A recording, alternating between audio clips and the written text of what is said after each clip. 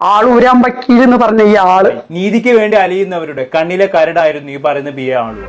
എന്റെ കൈ വരാതെ ഇവനൊക്കെ എവിടെ പോകാനാ? മുന്നൽ അഭിഭാഷകൻ അഡ്വക്കേറ്റ് ബി എ ആളൂർ അന്തരിച്ചു.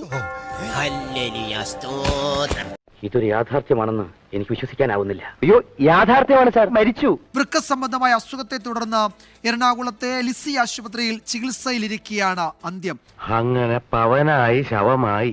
ഈ മരണം പൊതുജനങ്ങൾക്ക് ആശ്വാസം പകരും. അയാൾ കുറെ പണം ഉണ്ടാക്കി. ഇതല്ല അയാള് കൊണ്ടുപോയില്ലേ ഒന്നും. ചത്ത കിളിക്ക് എന്തിനാടാ കൂട്? സ്വന്തം പ്രൊഫഷനിൽ എത്തിക്സിനേക്കാളും അയാൾ വില കൊടുത്തിരുന്നത് പണത്തിനായിരുന്നു. ഇത് മാത്രമായിരുന്നു ഇയാൾ ചിന്തിച്ചിരുന്നത്. ആളുമിടുക്കല ചെറുപ്പമാ, പക്ഷെ എന്ത് ചെയ്യാൻ മിടുക്കാണിക്കും കയ്യിൽ ആയുസില്ലാതെ പോയി. ഇത്രയൊക്കെ ഉള്ളു മനുഷ്യന്റെ കാര്യം. സത്യം. കാരണം കേരളത്തിൽ അത്രയും അമ്മമാരുടെ ശാപം ഇയാൾ വാങ്ങിച്ചു കൂട്ടിയിട്ടുണ്ട്. ആളൂരാൻ വക്കീൽ എന്ന് പറഞ്ഞ ഈ ആള് ഒഴിഞ്ഞു പോയാല് ദൈവത്തോടടക്കം നന്ദി പറയണം. ആ ശല്യം ഇതോട് കൂടെ ഒഴിഞ്ഞു പോയി. സ്വന്തം മകളെ കൊന്ന ആള് ഇന്നും ജീവിച്ചിരിക്കാൻ കാരണക്കാരായ ഒരാളെ കുറിച്ച് ഒരമ്മയ്ക്ക് ഇങ്ങനെ അല്ലാതെ വേറൊരു രീതിയിലും സംസാരിക്കാൻ കഴിയില്ല. 100% ഞാൻ യോജിക്കുന്നു. അയാൾ മരിച്ചതിൽ ഒരുപാട് സന്തോഷിക്കുന്ന ഒരാളാണ് ഞാൻ. ഈ പറയുന്ന സൗമ്യയുടെ അമ്മ ചോദിച്ചത് 1000 കല്ലുകൾ എറിയുമ്പോൾ ഒരു കല്ല് അഡ്വക്കേറ്റ് ആളൂരിന്റെ തലയിലും വന്ന് പതിക്കും, അത് ശാപത്തിന്റെ കല്ലാണ് എന്ന്. പോയി തീർന്നു കേട്ടത്.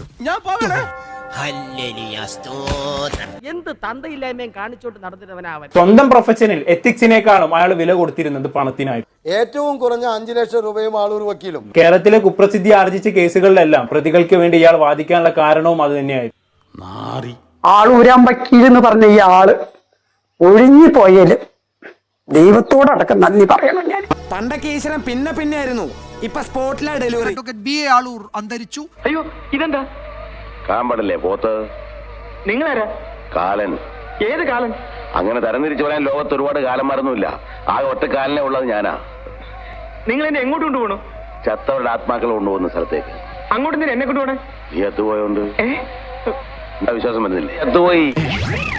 അവിടെ കളിച്ചു പോയ ആളാ ട്രാജഡി ആയിട്ട് കിടക്കണ കണ്ടില്ലേ? ഒരു കേസ് വാദിച്ചുകൊണ്ടിരിക്കെ തന്നെ ഇയാൾ മരണപ്പെടുന്നത്. തന്റെ ജോലിയിൽ നിന്നും റിട്ടയർഡ് ആവുന്നതിന് മുമ്പേ തന്നെ ഇയാൾ മരണപ്പെട്ടു. എന്നാലിന്റെ അവസ്ഥ കാണുമ്പോ പണ്ട് ഞാൻ സ്കൂളിൽ അഭിനയിച്ച നാടകത്തിന്റെ പേര് ഓർമ്മ വരുന്നേ.